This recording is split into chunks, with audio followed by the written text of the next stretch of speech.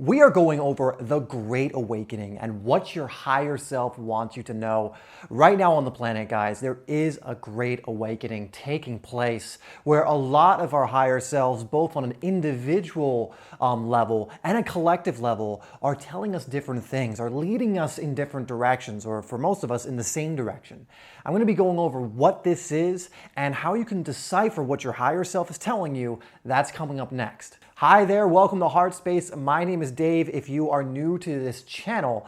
And every single week we are releasing videos almost every single day to help you live life more in your way, to live more from your heart, to live more from your higher self, to live just more fulfilling in your heart type life. So if that sounds good to you and you want content that's going to help you to do that, hit that subscribe button and bell icon so you don't miss any of the videos that we create. And so like I said, in this video, I want to go over the Great Awakening and what your higher self is trying to tell you. And when you start tuning into this, when you start connecting to this, when you start to actually listen, it can change your life. Because it's not that our higher selves are not communicating to us. It's not that it's selective. You can call it God, you can call it the universe. It's not that God or the universe or source energy or oneness is selective about who it communicates with. It's actually communicating to all of us all of the time, but it's just that not as many people listen.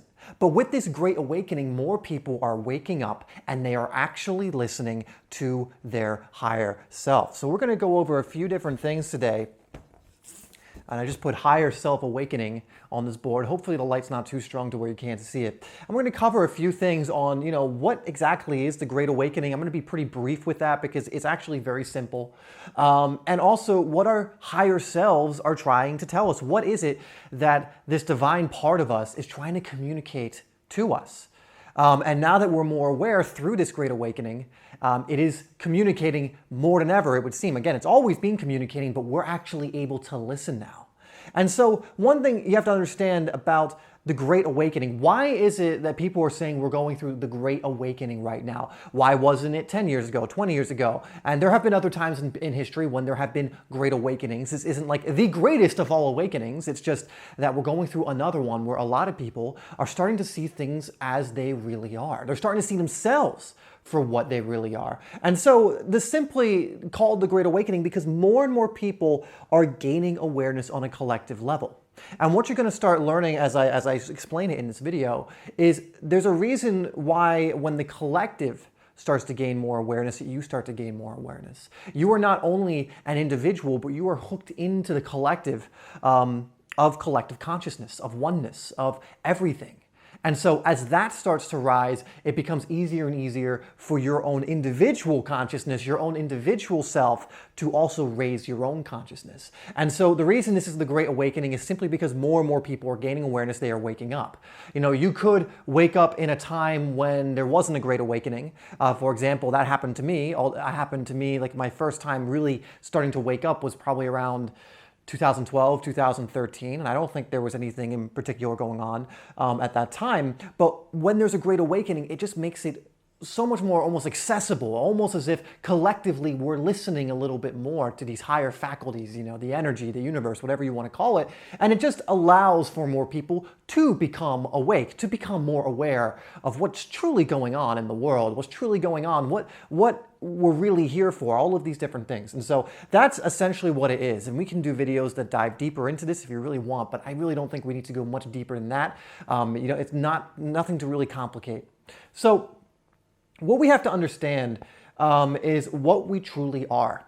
And that's what I believe the Great Awakening is all about. That's what I believe becoming awake is all about, is shattering the illusion of what you once believed was truth or what you once believed you are. And we're going to keep coming back to this concept about what you are, what I am, what we all are. It comes back to this idea. So what we truly are. And the thing is, the reason we're going through a Great Awakening right now, because you might say, well, look at all that's happening in the world. We've had this, crazy thing that happened for the last 6 months. I'm not going to, because who knows what's going to happen to the video if I say the actual name. You have the protests and all the other things going on right now as well. And it's like, well, what are you talking about? How is that a Great Awakening? I'm seeing a lot of anger, a lot of fear, a lot of, direction of these energies to do harm. How is this a Great Awakening? Well, it's actually almost always the case when a great awakening happens that something like this is happening, because in order to become awakened, the darkness needs to move into the light.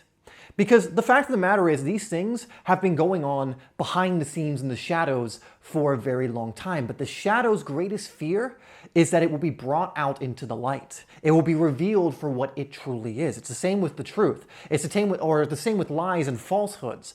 Lies and falsehoods rely on deception. They rely on you not knowing what's really going on. And so when it's brought out into the light, which we can just say when the truth is revealed and these lies are seen for what they truly are, they disappear. You can't trick people once they have opened their eyes. That's what the Great Awakening is. That's what awakening in general is. When you see things, when you see reality, when you see everything that's going on for what it truly is, when the darkness is brought into the light, you can't fool people anymore.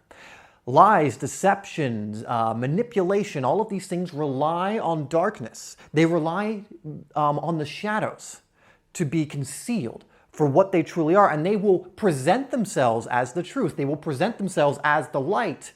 But when you actually shine the light on them, that means you bring them out into the public eye, you see them for what they really are. That is when people start to become awakened and we start to realize what we truly are. And we'll go over what that is in just a moment. But just understand, if you're thinking like, well, how can this be a great awakening? How can this be a good thing? All of these dark things are happening. All of these things on the news I see, all of these people who are dying unnecessarily, all of these different things. And yes, those are not necessarily good things. They're not at all. But what you have to understand is that these things were already going on. Like we can look at recent events, right, with the protests and everything that's going on, which is originally sparked by obviously a viral video you may have seen of someone brutally that video is crazy, of someone being killed. Now, that's the darkness coming into the light. You think that's not going on in places when you have no idea about it? Of course it is. That kind of thing has always been going on. But the difference is now it's been brought into the light and there's been more awareness of that kind of thing. Now, whether that's been used, so my battery pack died, so let's get back right into what we're talking about. But the point is, the darkness, when it is brought into the light, it can be seen for what it truly is. And this is when people start to become more aware. Awareness is spread. And sometimes, again, darkness will try and even manipulate it being exposed to push its own agendas. But again, the more that it is brought into the light, the true darkness is brought into the light is shined on it, the truth is shined on it, the more we start to see what truly is and what we truly are. And so this is where we're going to get into what even is your higher self. And your higher self equals divinity.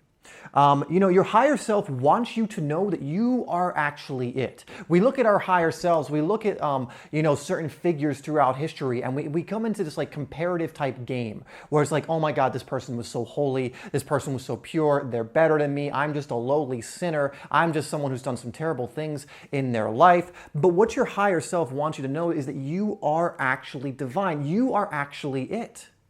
Yes, you may have made decisions from a lower consciousness place, but your higher self wants you to remember that we're actually all one. You are interconnected to divinity. You are not only an individual which stems from divinity, you are also the whole thing. You are not only an individuation of divinity, and this is all about what happens when you awaken, what you start to learn. You start to learn how actually connected we all are. You start to see all of these illusions and labels fall apart. You start to see that they don't hold up in the light, that you are an individuation of divinity, but you are also the whole thing. And I'll give you a few other things you can look at to experience this a little more.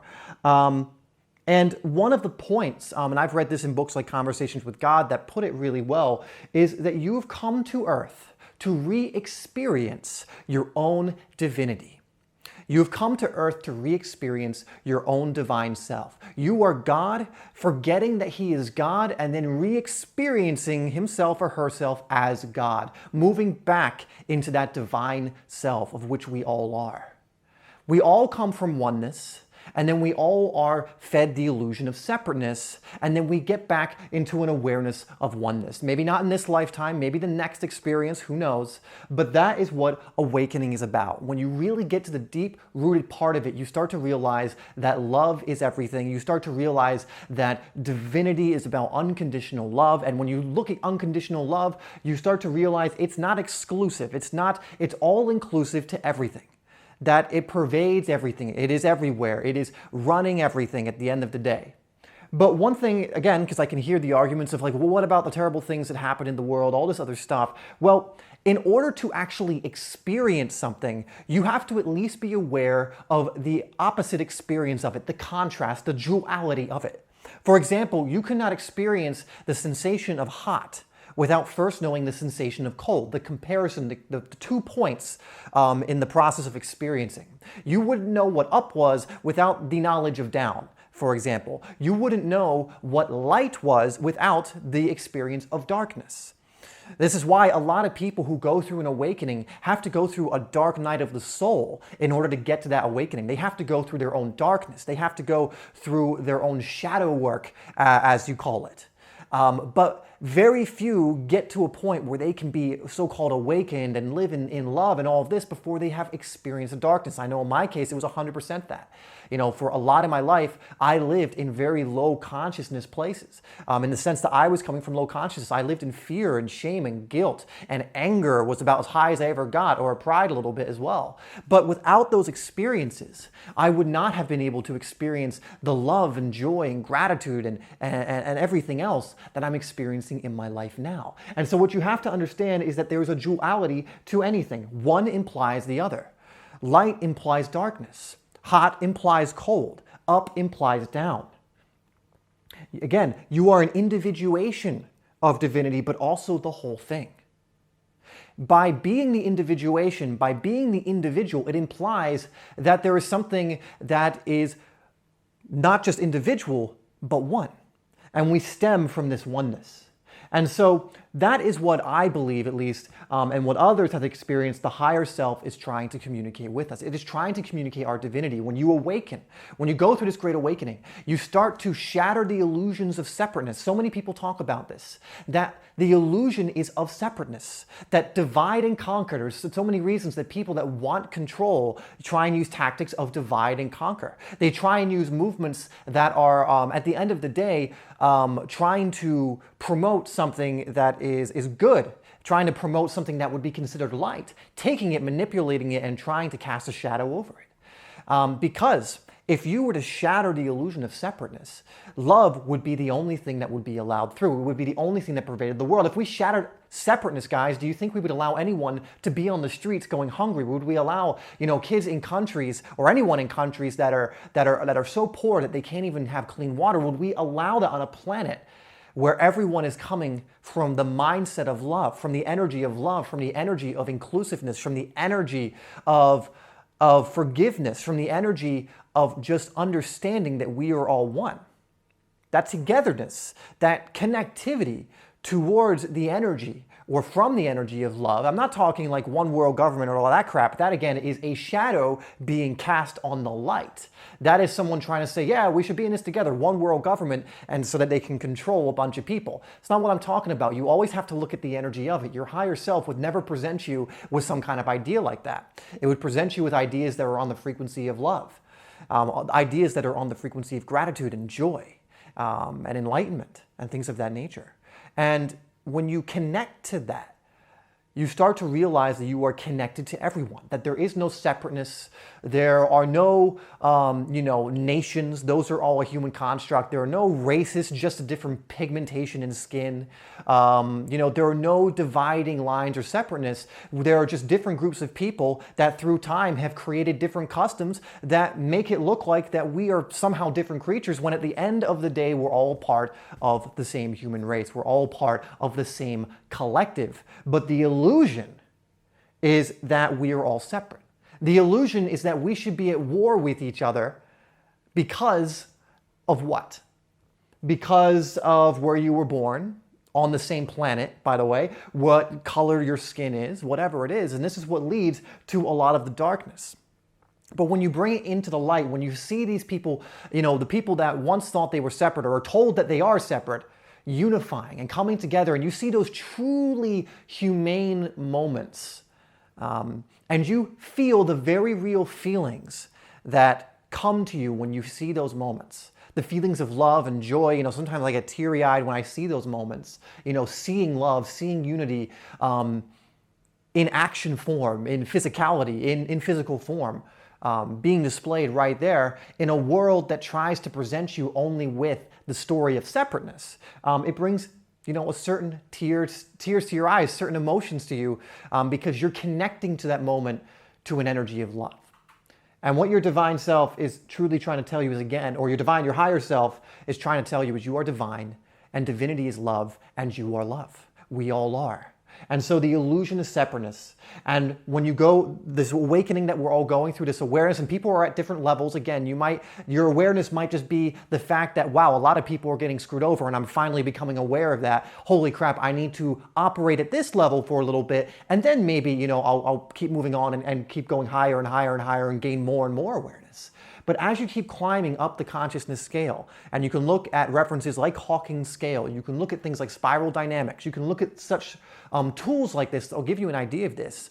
As you start going higher and higher, you just keep moving closer and closer to love, to joy, to peace, enlightenment. And when you see someone that's in that energy, you will find someone that'll look at you from a place of non-judgment, with just pure love. And you won't feel separate in that moment. You will feel more connected when you experience these things than ever before. So before I end, guys, I want to give you a quote from Alan Watts. I've actually written it down, and I want to say this because I think this gives a certain idea of this, and I could even give the talk this is from. But I want to read this because this, whenever I hear it, and I'm getting like spots on it because I have a ring light here, but whenever I hear it, it puts me in a certain energy. It really kind of almost it gives you that aha moment every single time. So let me read it to you right here. So this is the quote. This is exactly what he said. If this is the way things started, if there was a big bang in the beginning, you are not something that is a result of the big bang, on the end of the process. You are still the process. You are the Big Bang, the original force of the universe, coming on as whoever you are. When I meet you, I see not just who you define yourself as, Mr. So-and-so and Mrs. So-and-so. I see every one of you, as the primordial energy of the universe coming on at me in this particular way. But we've learned to define ourselves as separate from it. And that's the quote. And what Alan Watts is essentially saying there, just to end, is we are actually more connected than we ever knew, but we've been conditioned to define ourselves as separate from the original thing that we're all connected to. And guys, I'm going to leave it off right there for you. I will link that video down below. Actually, I'll link a couple that of Alan Watts that I really like that go over these ideas quite well. So just go into the description down below. You can find the one where this one comes from is a 5-minute video. So if you're short on time, go for that one. The other one is 25 minutes, but a great one to meditate on or just listen to in the background. Anyway, guys, I hope you got something out of that. I hope that you connected to these ideas. And that you'll use them in your everyday life. As always, I love you, and I will see you in the next video.